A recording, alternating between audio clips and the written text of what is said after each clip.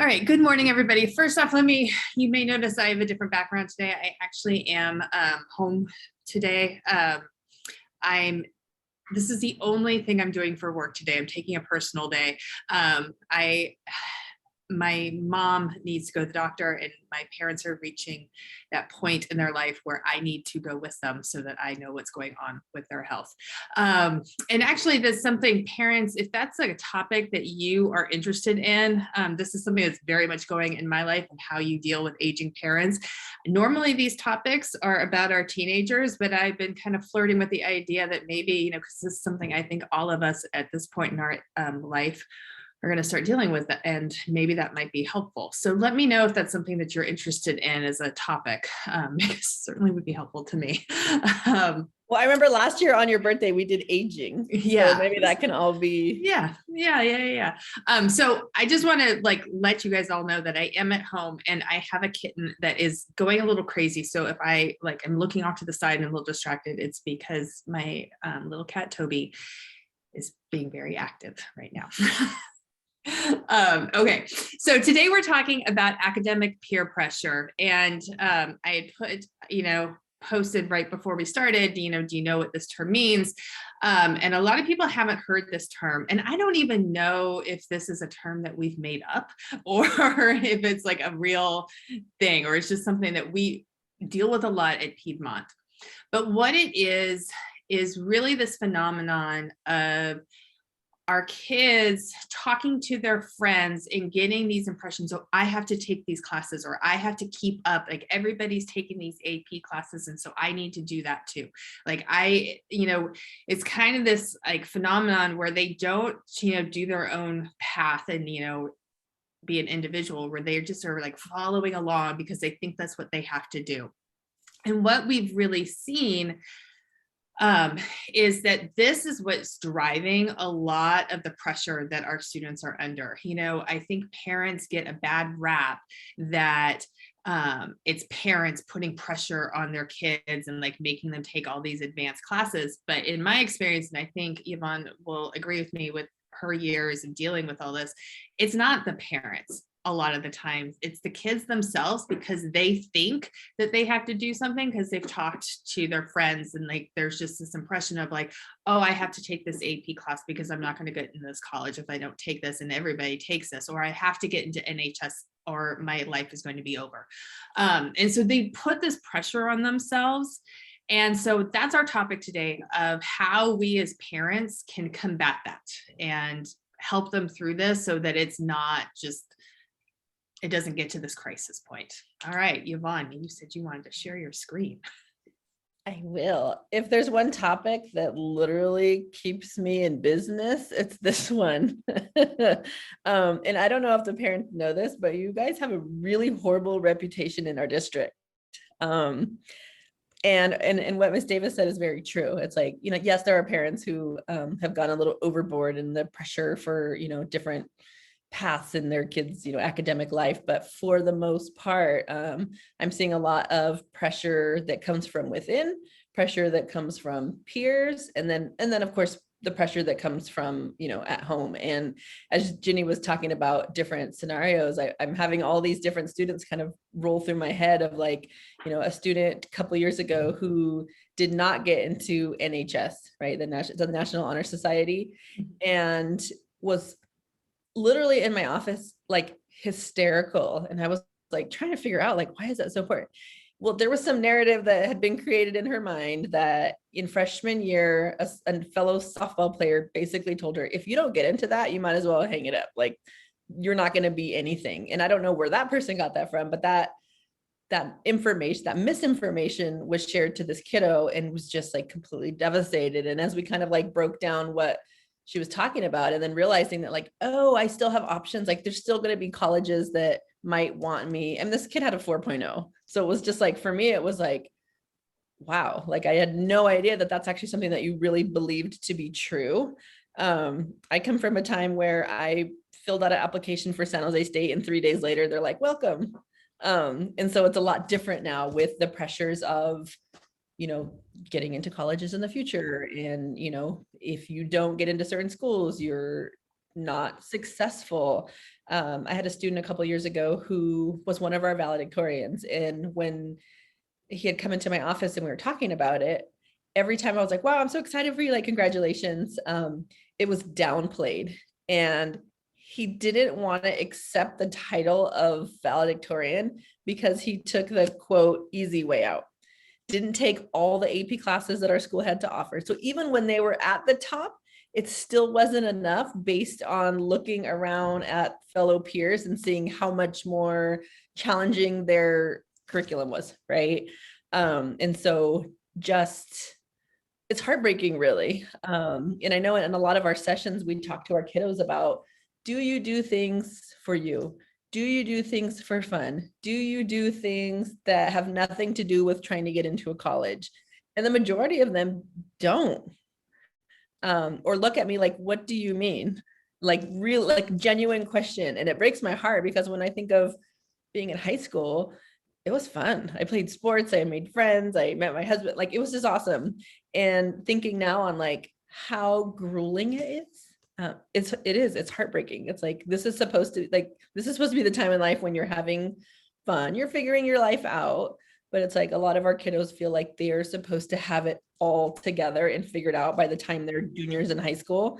And that's just not reality, right? I'm going to share this presentation and I am not going to take credit for it. I am not, I would never make a beautiful presentation like this. So Kayla, the other Kayla, is my social work intern. So she'll pop in because she probably can get through this presentation better than I can. So this is not my skill, but she's really good at this. So I'm only gonna figure it out. And I have a new laptop because I broke mine yesterday. So it might be a minute.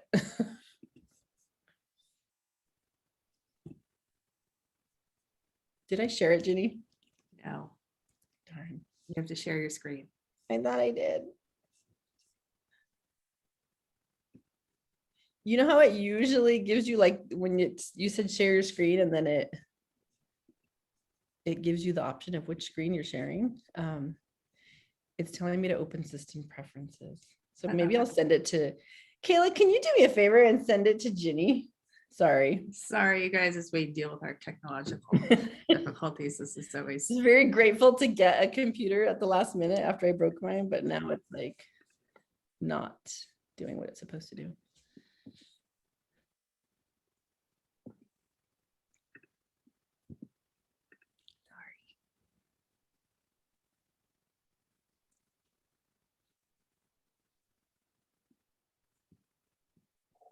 Did you send it to me, Kayla?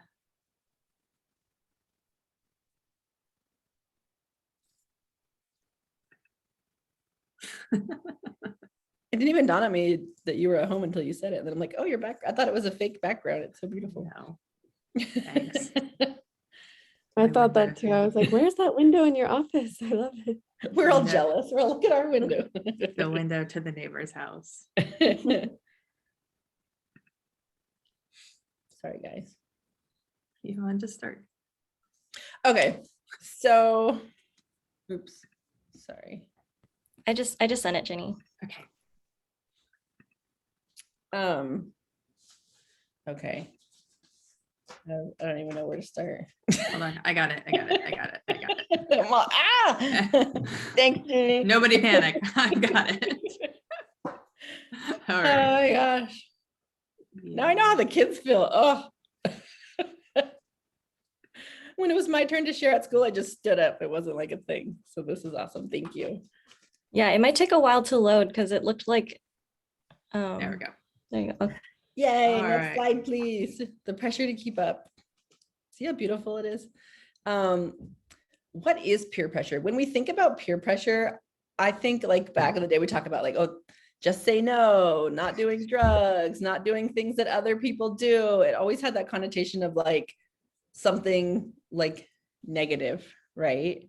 Don't, talk to strangers, like just don't do things that your friends do that could be potentially dangerous is what it is, right? But peer pressure can lead to positive or negative things. And so in theory, friends encouraging each other to push themselves in school sounds like a good thing, right? Like I would love if that were what my kids were talking about at school, like which classes should we take and what's going to be most beneficial for our futures. But I think it just kind of goes over the top. It's like, we talk about moderation, right? Like, why do we choose the courses that we choose? Is it really truly because that's what we want? Why do we choose the paths for our career that we choose? Is it really because of what we want, or what we think our parents want from us? Is it because our best friend is going to go to medical school, so I'm supposed to do that too? And adolescents are very susceptible to like wanting to please people, right? So they're very egocentric, so it's always about them, right? And so they want to be accepted, they want to be valued, they want to be they want people to be proud of them, they want to impress people. That's just like part of being a teenager. And so when it comes to the pressure of performing in school, I mean, it's really real. One of the things that I share a lot with students is my students always think that they're the only person in that particular class that's struggling. So AP Lit, that's my joke always, of like, that class like keeps me. Hi. Oh, I'm in the middle of a presentation. Can I have like 10 minutes? Sorry. Actually 40 minutes. Sorry, guys. Thank you. They came to fix my thermostat. Anyway, next slide, Jenny. Sorry, it got me all discombobulated. Kayla, I'm gonna let you take this. Yeah, I was gonna say, I was like, oh, you could have let them in. I'll take over. I mean, I you're would gonna love be quiet that. the whole time. But so yeah, as Yvonne stated, like usually, when I think of peer pressure first is like, yeah, like saying no to the bad stuff, right? Like don't follow all the bad stuff that teenagers can get into, mainly like using drugs and all that stuff. But when Jenny was saying, like, did we just come up with that term academic peer pressure? Is it just because we see that a lot? Like when I was trying to prepare for this presentation and I was looking stuff up, it was just like yeah, peer pressure can come with like other things that we don't think about, like as Yvonne said, in adolescence, like not only do kids like really want to fit in or like just do what their peers are doing, but it's like there's like a level of like social acceptance. I know that when I was in high school, most of my friends, like I didn't have much guidance from my parents. They just kind of like left me to it. They're just like, whatever you need to take to be successful, whatever that means, right? And I didn't know what that meant. I was just like, okay, I'll just follow my friend, like whatever they sign up for. And I was scared that if I didn't take certain classes, that I like all my friends would be in that class and I would be like in the regular class or whatever. Like for example, like I hated math. I was not good at math. Most of my friends were. And I was like, shoot. Like I need to keep up. Instead of just trying to figure out what was easy or not easy, but manageable for me, I was just like, I'm just going to do this. I wasn't thinking of, oh, I could challenge myself or like, I don't know. I had no interest. I was just like, I just don't want to be alone in a class without all my friends. But yeah, that's kind of what this is saying. Like they learn to say no to certain things, but they're not taught about the consequences if they say yes to too much. To say no, to be like, no, I can't handle, like that's not manageable for my time, for what I want to do. Because keep in mind, like these students need more than just schoolwork. So when I talk to kids, yeah, I do ask them, like I teach them about work-life balance. I'm just like, okay, there's school, I get that, we're at school, but also what do you do outside of school? And yeah, some of them just like, they just stare at me like blank, like, what do you mean? Sleep or try to sleep. But yeah, so I try to encourage them, like like you could have more things to your day. Like classes don't have to be your sole commitment for 4 years.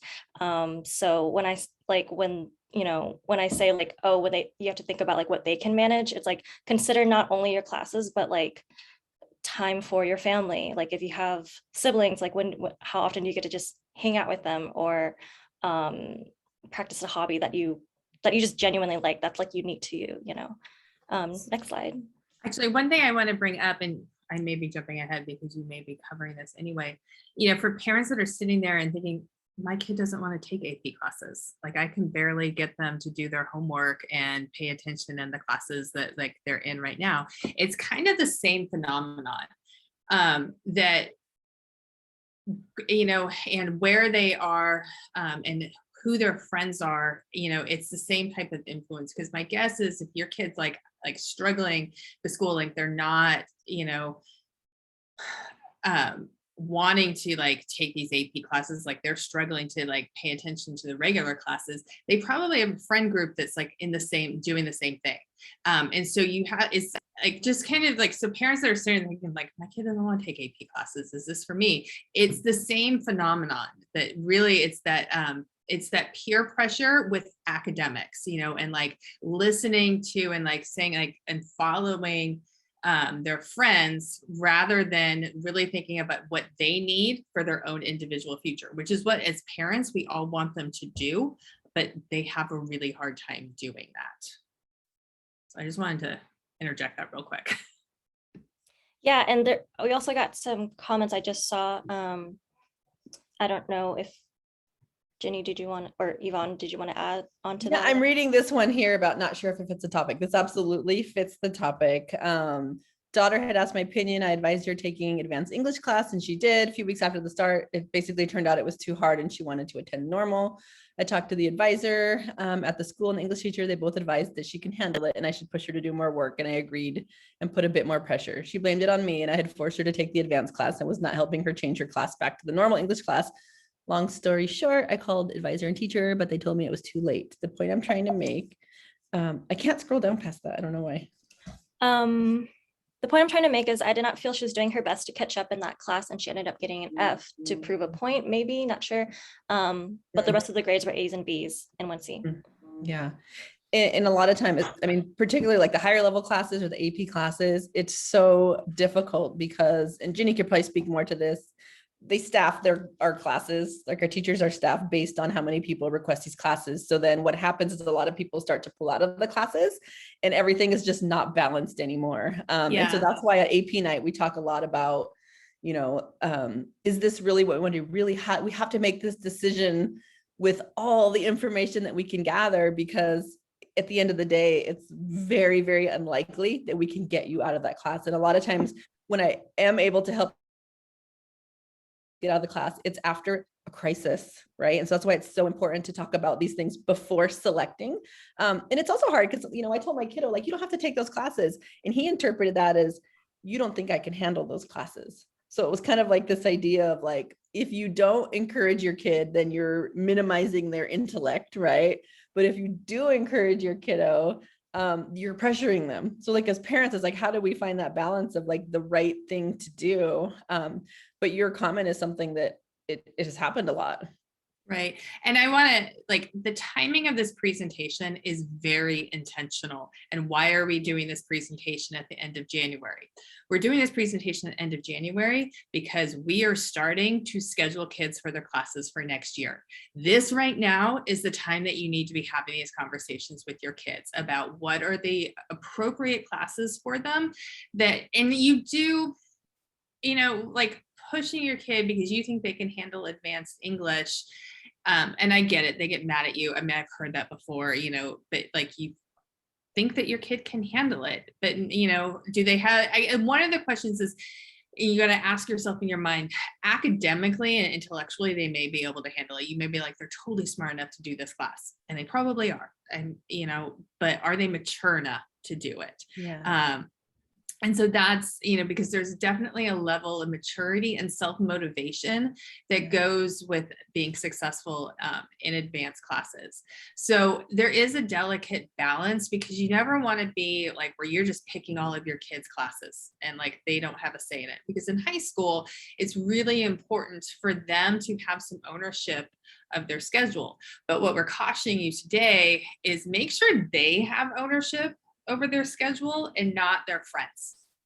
Because what we see a lot of times is the friends are having influence and it's not really what they want to do. And so it's really complicated. There's no easy answer to this. No. I wish there were, there's not. But the reason that we're having this conversation today is because this is time to start talking about next year. And I get that parents a lot of times don't understand, like, well, why can't you just, let them drop the class? It should be like college. That's not our reality. Because we have to make decisions in March. Like we have kids sign, I'm just going to give you guys a little overview of the process, like the internal workings of how we build a master schedule. We're having kids sign up for classes over these next several weeks. Then we look at all of, who signed up for what classes and make the decision. Can we let a class run, or do we not have to have a class run? We need a certain number of students to sign up for a class in order for it to run.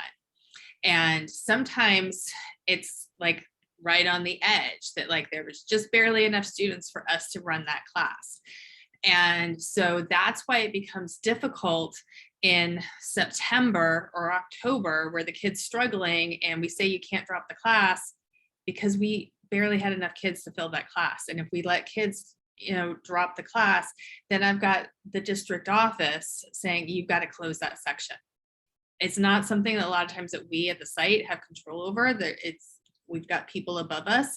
And it makes it really, really difficult. So that's why we have the policies that we do. Yeah.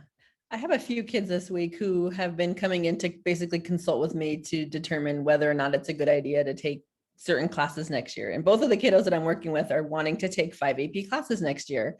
And I don't ever want to give them advice. Like I want them to kind of figure it out on their own.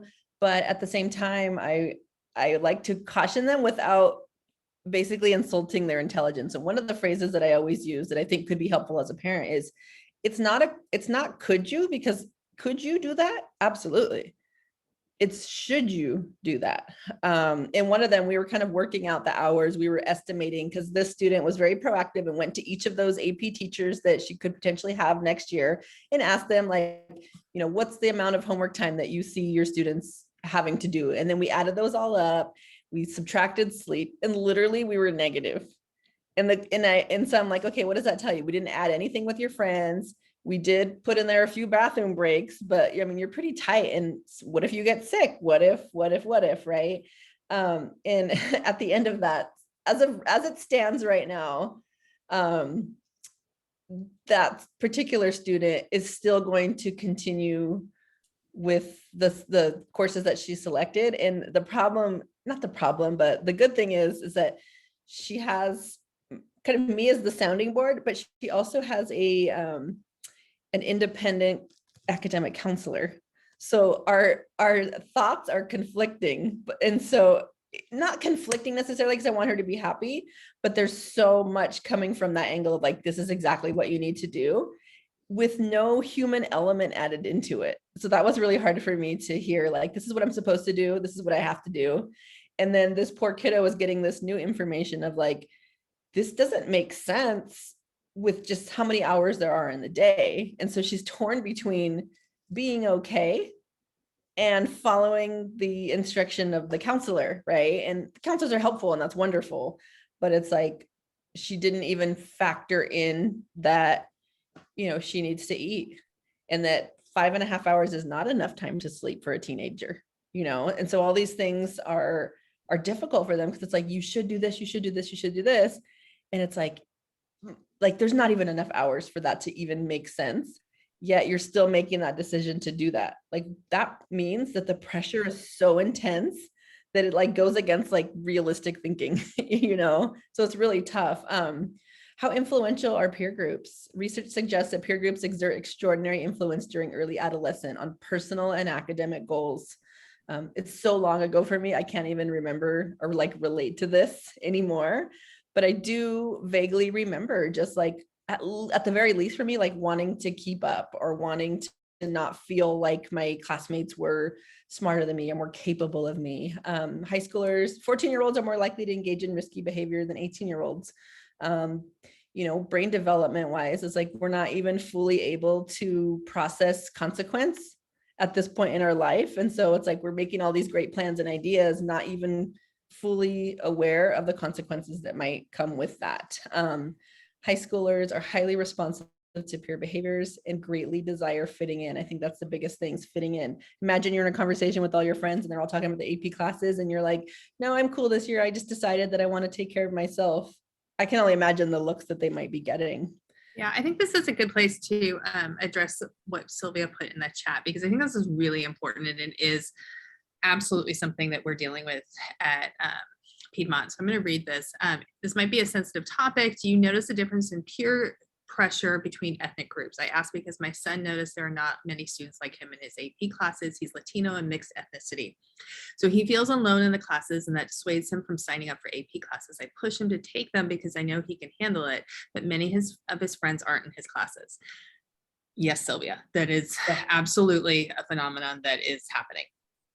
I wish it weren't, but this, and I think this is, where you see the peer groups. I mean, yes, we see the push to take more AP classes predominantly within our Asian students, and it's something that we walk a delicate balance as a school because we want to increase the number of Latinos and African Americans in our AP classes. That is something that we actively as a school talk about constantly within the teachers, like in meetings, and we look at the data and we're like, how do we deal with this? But at the same time, as a school, we don't want to be pressuring kids to take AP classes. We want to offer AP classes and have that be their individual choice. It's really hard because you don't want to put that pressure on kids, because here we're talking about that it really needs to be a choice that they can make for themselves and that they decide that they can handle. I think where we're coming from, like we're wanting to just students that are underrepresented in these classes, like letting them know that this is an option.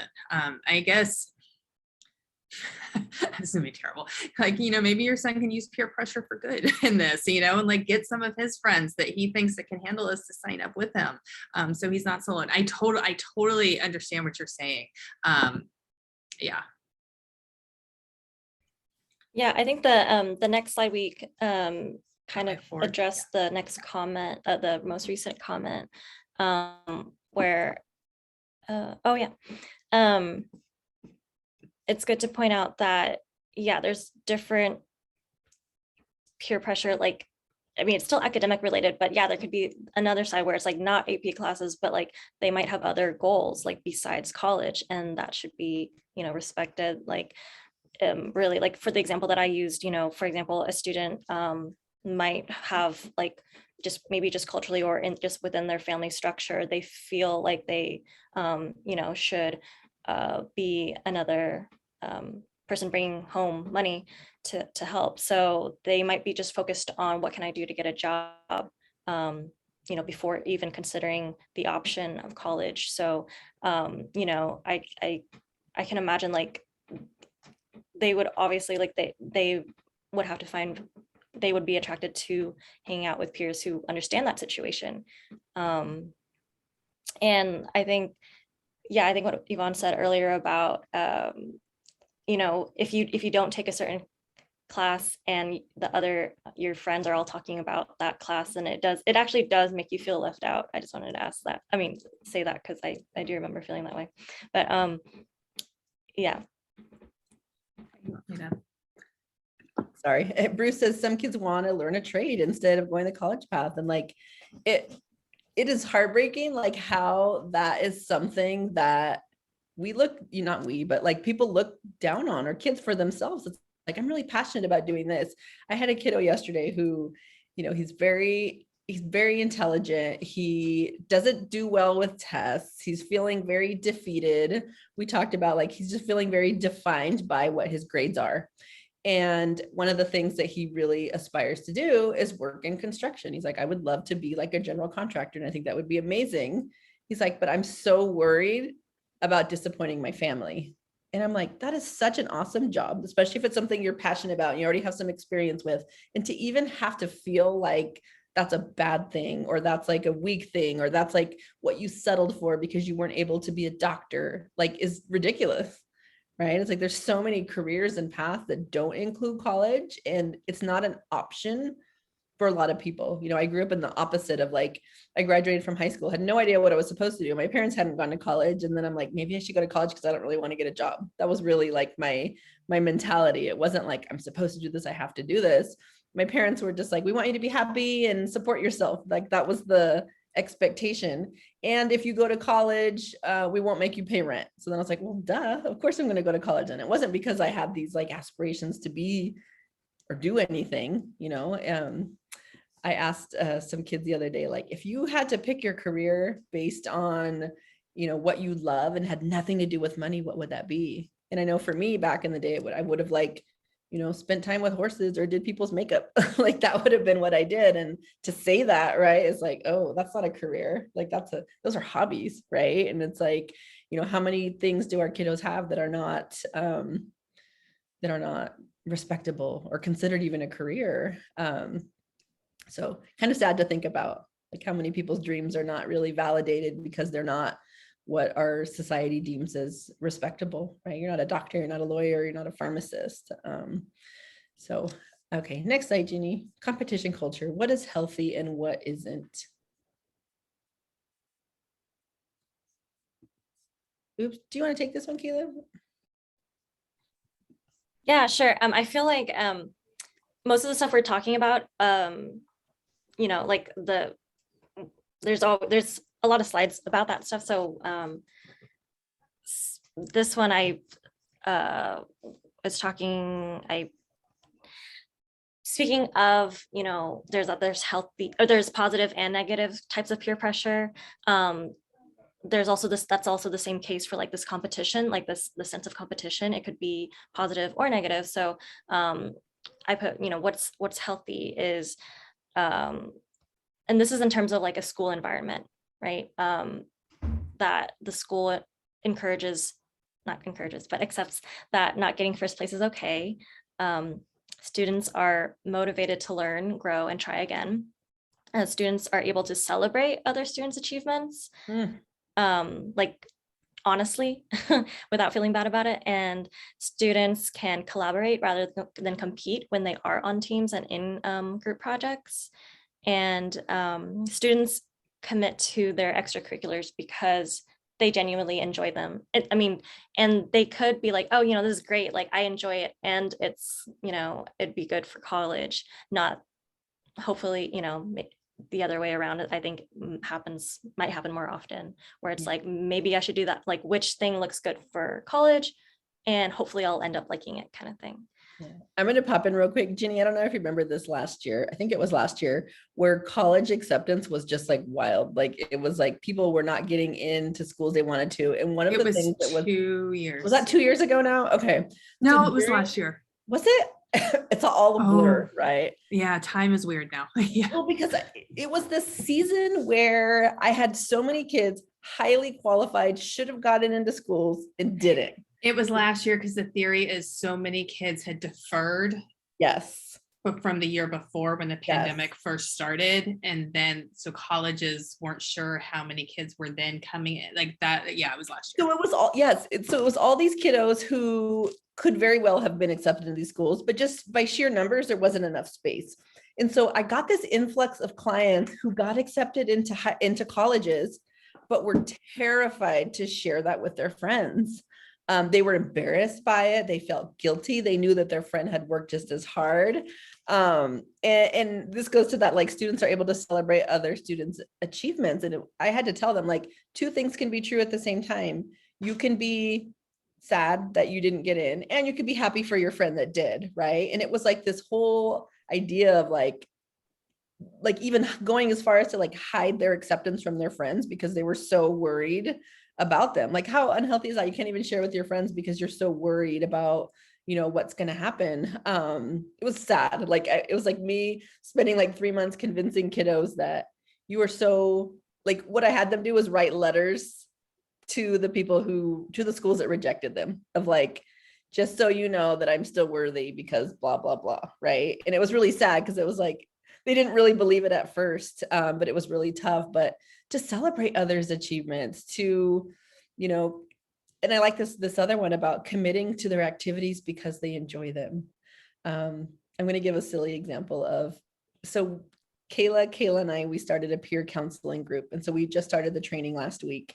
And the idea is that we're going to train them for 6 weeks and then they're going to do counseling with their peers. And so I had asked the students, like, what is your worry? Like, what is your worry about this class? And they filled out a survey. And one of the kiddos said, oh my gosh, I'm worried because I thought I was going to take this training and get a certificate. I didn't know I was actually going to be talking to other humans. Right. And it was so funny because it was like great. I was like, oh my gosh, because it was like just this idea of like collecting merits, right? Like collecting things that you have to put on your resume. Oh, I'm a peer counselor now, but oh shoot, I actually have to peer counsel. Like it was kind of funny to me, but it just kind of captured the nature of a lot of our kiddos. Like, this is just one more thing I get to put on my resume, not even knowing that it was something that, no, we're actually going to require you to do something with it. So how many skills do these kiddos have that they've never even practiced, but just collect? It's like, do they even enjoy it? What's the purpose? You know, it makes me sad. You know, the second one says students are motivated to learn, grow, and try again. This one for me is really difficult because I'm a firm believer in like letting people retake tests so that they learn more and things like that. And I have a lot of kiddos who just give up. They're like, I failed it. I'm not good at it. I wasn't number one, so who cares? And that's not a healthy place for our kiddos to be in. Next slide, Jenny. Excessive, unhealthy. These are the unhealthy ones.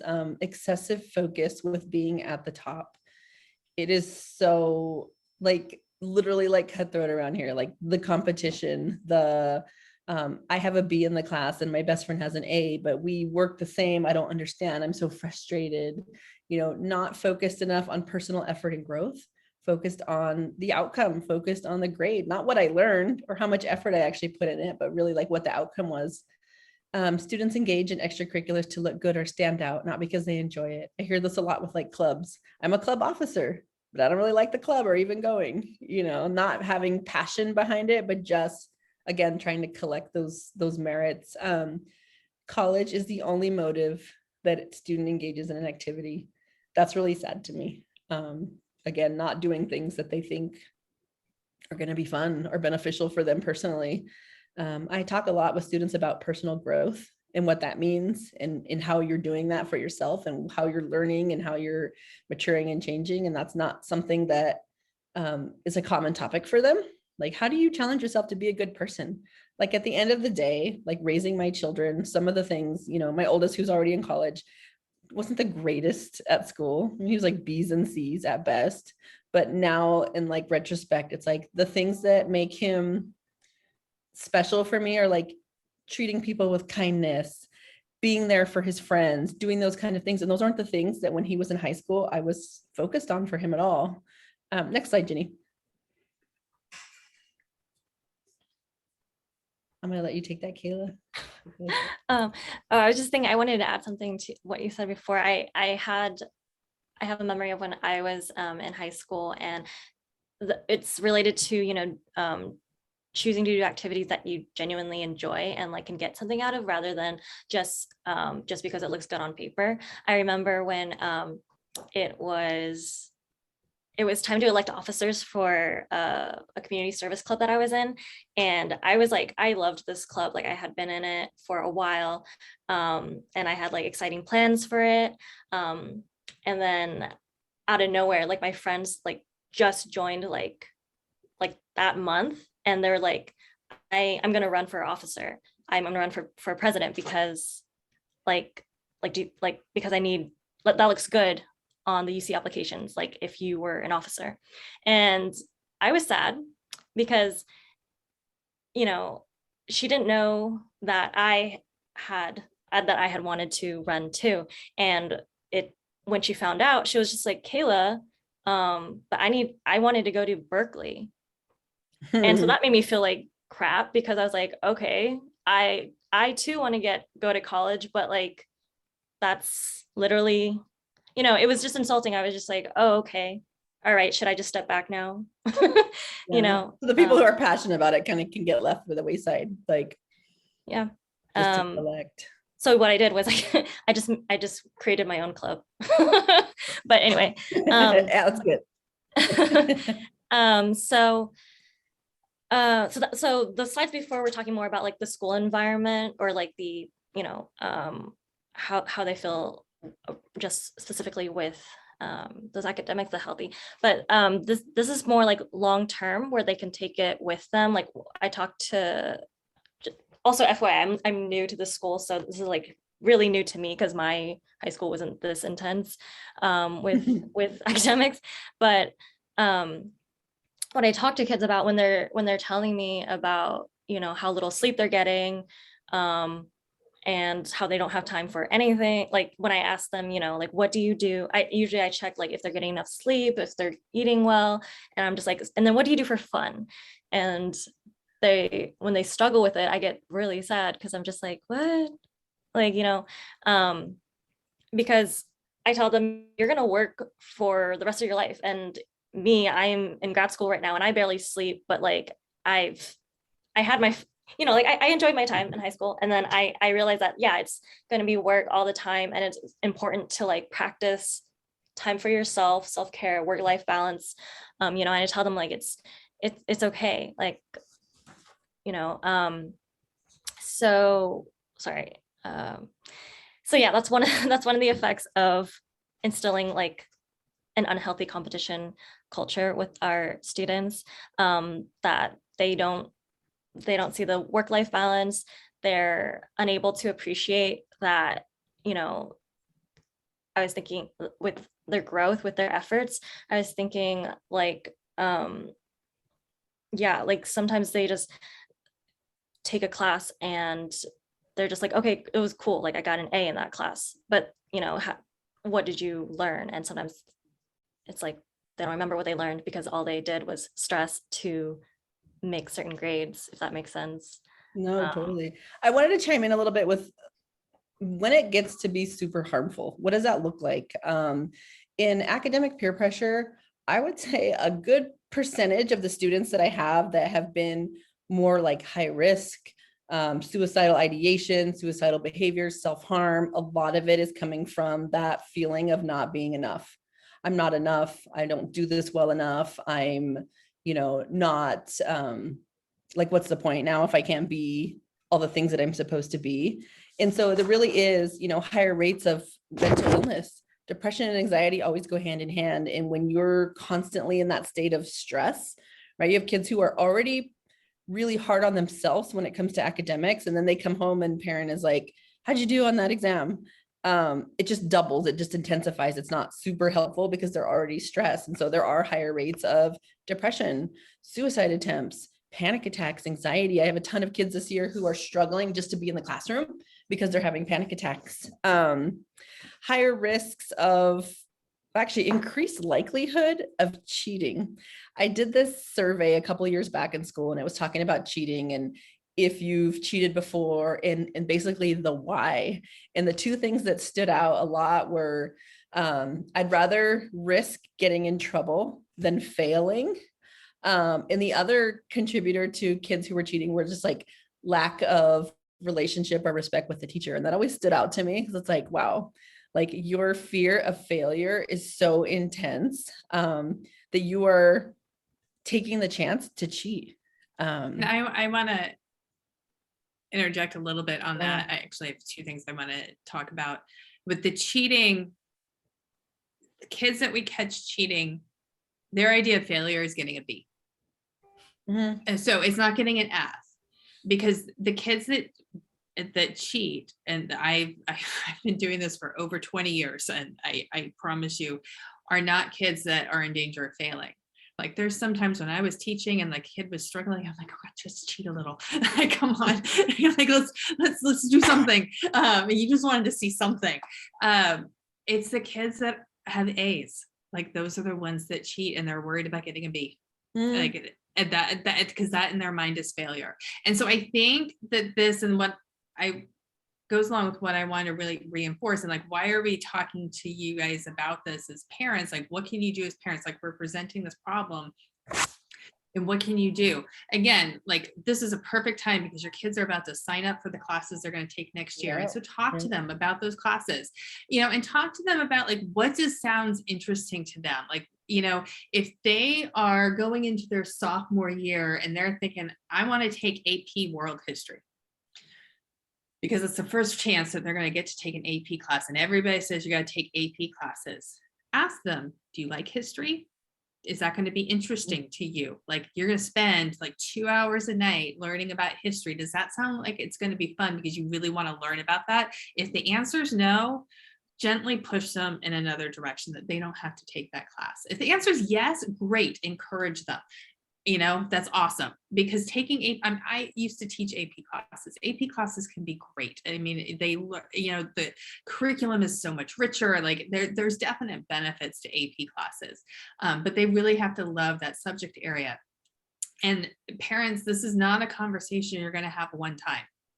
You're going to have to keep having this conversation. And this, I like this bullet point on here about the poor work-life balance. That's a conversation you have to keep having with them, about work-life balance. And hopefully you're modeling that, because hopefully you yourselves have a good work-life balance.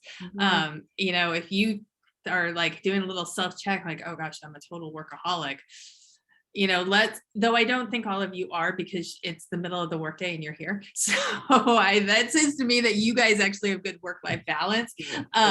But you know, that's something to model. Yeah, I think we have some more parent tips on the next slides, Ginny, but when like work-life balance, one of the things I hear from kids all the time is my mom always says, you have one job, just go to school. Like, you have one job. Why can't you get it together?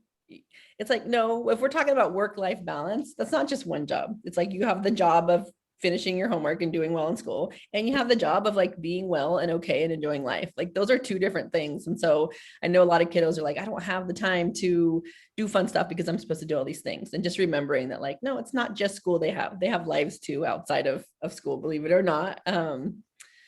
Relationships revolve around keeping up with or being better than one another, better than the other. Students learn to only retain information for an exam and then flesh it out. It's just like memorizing and then getting it on paper and then moving on. It's like, are we really learning? Are we putting a lot of effort? And is this something that's actually beneficial for us later? Or is it just something we're regurgitating so that we get the grade?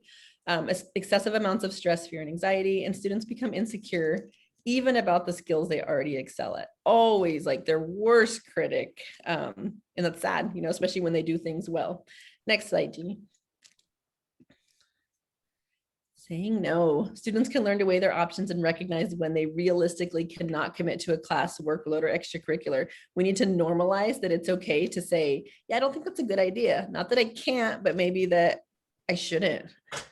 Make sure that they have time for the things that they enjoy, or even to introduce them to new things that they might learn to love. Next slide.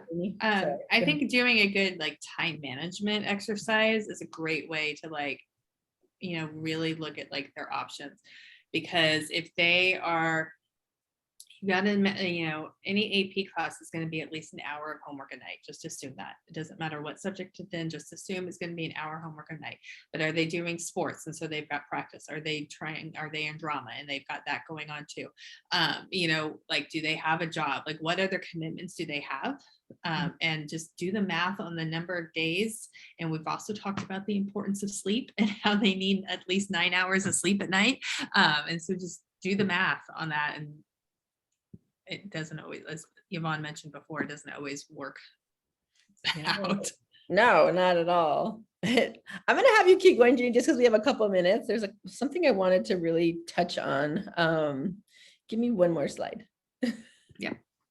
Yeah, a lot of the stuff, like I said, a lot of stuff that we talked about was already, they're on other slides. So No, we can I skip love it. around. That's Well, perfect. I'll when I send out the recording, I'll also send out the Perfect, presentation so that perfect. you guys can look at it at your own leisure. This is like literally the slide I want to hone in on. And this is questions to ask yourself as a parent. And this isn't to like beat you up or make you feel bad, but thinking about our conversations with our kids, we only see them in the evenings. We don't get a whole lot of time to like have dialogue with them. So what are we doing in those moments that we do have them and their attention? What subtle messages are we sending our kids? And I think one of the subtle messages that I can own up to is my message that school is the most important thing about you, because that's the first thing I always ask you, right? I'll have students who come in here and I'm like, how are your friendships? How are your, when it comes to personal growth, what are you doing to make yourself like a better person and serve your community? Like, what kind of things have you done for fun? What's the last thing that made you laugh? Like, what's your show that you're binging right now? And they're like, nobody ever asked me that when I go home. And I do that with my students here, but then I go home and pretty much fail at it. And I'm like, did you do your homework? How was it? Did you find it hard? Where's the grade? When did you turn that? And it's like, if I was interpreting the subtlety, the messages that I'm giving my kid, the message is, I care about you, but the biggest thing I care about is how well you're doing in school. So for you, what is that? What is that subtle message that you're sending your kids? What's the first thing you ask them? This is a little sneak peek. So next week we're going to start doing our book club, which is this book right here. And I've been reading, and actually I've watched a couple of YouTube's videos that the author has done. And his whole thing about how you deal with your kids with anxiety is that you make connections with your kids. And like, that's his whole message, that you have to like give you guys like, you don't have to read the book. Like, that's the whole point of the book. If you make connections with your kids. But like doing that, like, I love that question. Like, what show are you binging right now? Every single teenager has a show that they're watching on TV right now. I promise you that is true. And so ask them, watch it with them. I was going to say, it won't kill you to watch one anime episode. Yeah. I mean, luckily my son wants to do that with my husband. And so I'm off the hook with watching the anime, but they totally bond over it. And like, my husband doesn't love it, but he does it.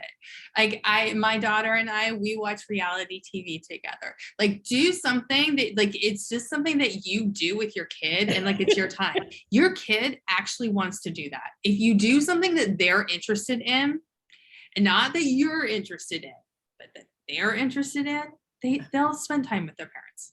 Totally. I have a kind of funny story where this weekend, my youngest and I were home alone and he wanted to watch TV with me, and he always wants to pick. And sometimes they're watching these ridiculous YouTube videos that I have to pretend are funny. But this weekend he puts on a movie, and it's Die Hard with Bruce Willis. If you remember, this movie came out in 1988. By the way, I was 10 years old at the time. So when he starts playing it, I told him I had already seen it. He got upset with me. He's like, I can't believe you would watch this without me. And I was like, Gavin, you weren't even born yet. And so it was kind of a joke. So then we ended up watching the three Die Hard movies. But he was so like tickled that I would like sit and watch a movie with him that he chose.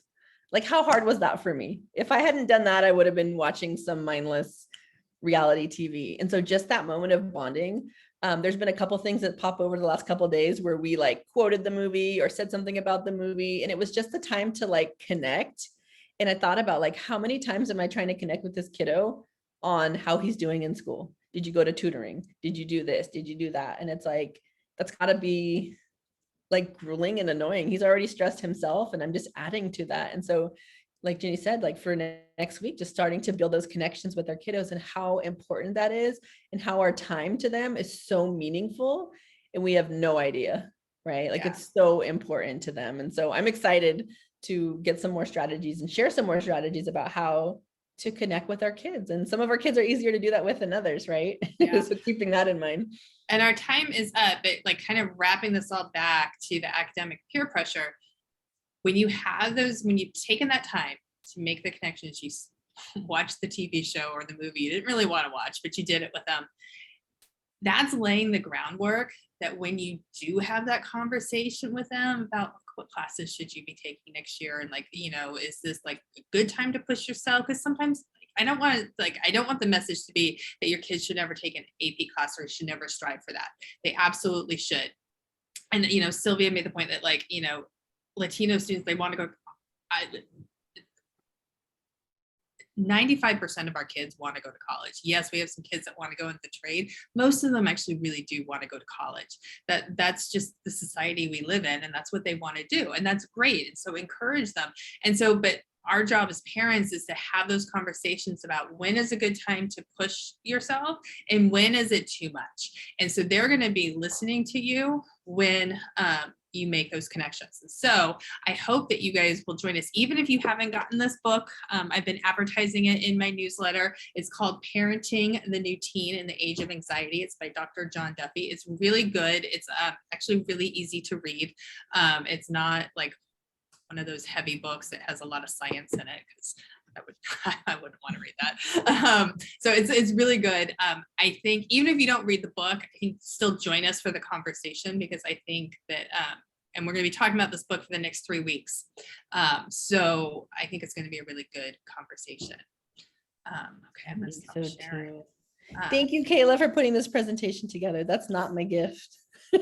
Yeah, and like I said, I will send out the presentation and share it with everybody so that you can look through it at your leisure, because I know we skipped around a little bit. But thank you, everybody, for joining us today. I know today was kind of a heavy topic, but thank you. Have a great rest of your day.